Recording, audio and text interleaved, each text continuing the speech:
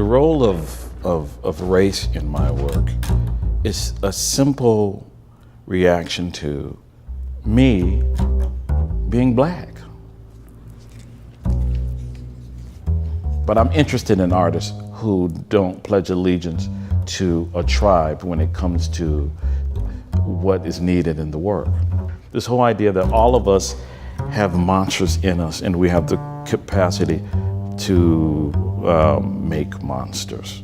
My work has historically been about other social issues and the juxtaposition of certain images and language and bits and pieces of the wreckage that both of those deities invade into the body. You know, there's image and there's language, and when they cross, it seems to cause abstractions. So what you can do is you get a famous figure and you label it with a name that doesn't go with that.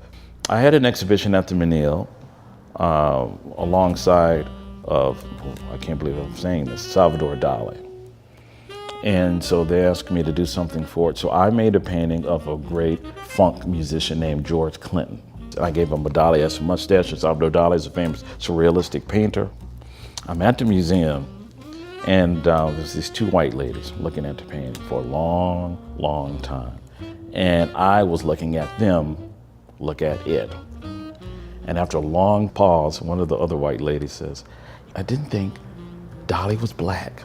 Neither did I. You know, and I just said, okay, that's the best thing I've ever heard.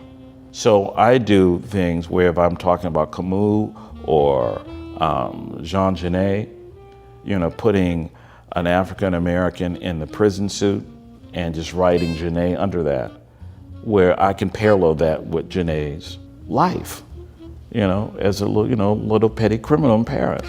Why not Snoop Dogg as Van Gogh? Why can't that be that person? Poetry and novels and reading were keynotes to how I begin to reimagine everything.